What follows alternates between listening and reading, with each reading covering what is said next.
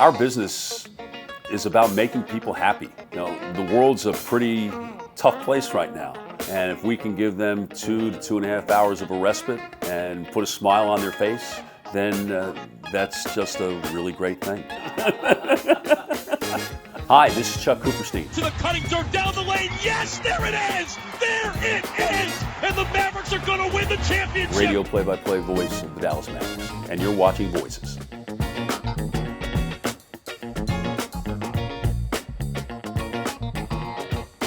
My parents, for my birthday, took me to Shea Stadium in New York. And it so happened to be the day that Jim Bunning pitched his perfect game. That's where it started.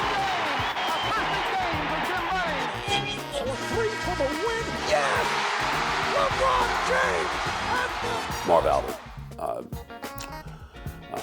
He was the voice that many nights that in the wintertime that I had the transistor radio under my pillow, trying to prove to my parents that I was sleeping when I really wasn't sleeping, and listening to everything he said. I think pretty early on I probably had a sense that I wasn't going to be the greatest athlete in the world, but I love sports and I hoped that I could be able to talk, and I was lucky enough to be able to do that. And he's the model. And he's the model that, certainly for doing basketball, that I've followed. How he called the game with a passion and intensity every night. Marv's the model, and he'll always be the model. I did play-by-play in college at the University of Florida. My senior year, we started the sports broadcasting department, if you will, at Florida. The first play-by-play game I ever did was Gainesville High School against Titusville Astronaut at Dre Field in Titusville, December of 1980. Wound up later that year doing women's basketball and also did baseball, and they won the SEC championship that year for the first time in 19 years. Kept it going until I got to Dallas in the mid-'80s and was able to start working for the Southwest Conference Radio Network, which was owned by Host Communications, which was the most unique radio setup in the world, where all 9 conference schools banded together. And especially in conference games, the home team did the play-by-play, the visiting team did the color. And you can imagine in some rivalry games how that might not always have gone so well. That's really where the basketball end of it, where I kind of got my reputation. I like football, and I love doing football because I think it's really hard. I think it's really, really hard to do well. But basketball always came naturally to me, and I'll never forget the first game that I did, working with one of the guys from my radio station, and we get to the first time out, and he says to me, "I think you've done this before, you're pretty good."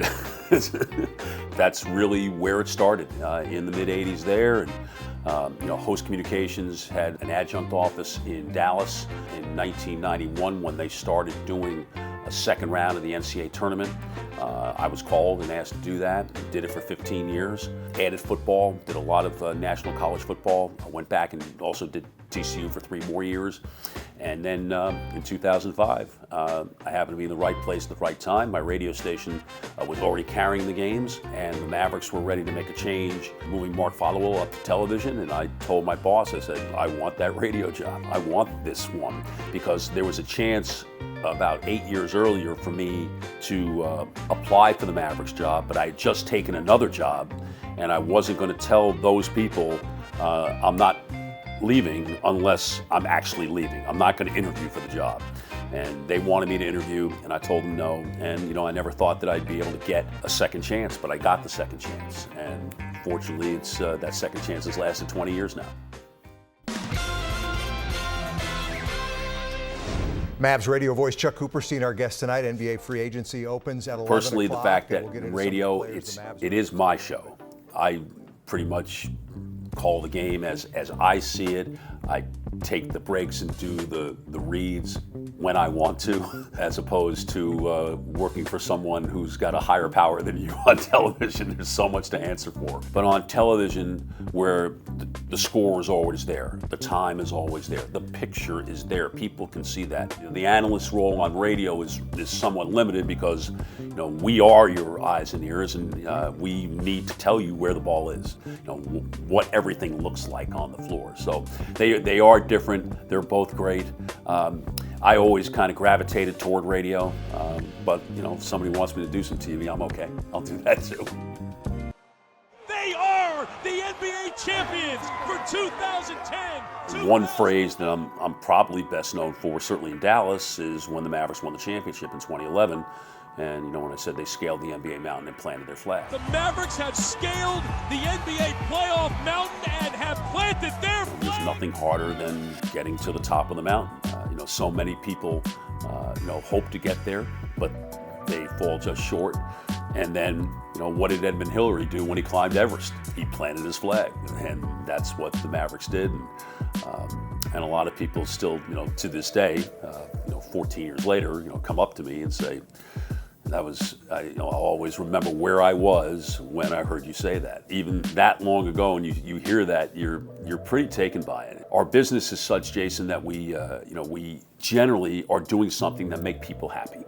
You know, in a world that is just so messed up in so many ways, we give them 2 to 2.5 hours of a respite and just give them something that they like. And to me, that's, I always take that with me into every game that we do, because there are 8 billion people on Earth, and there are 30 of us in the NBA who do what we do.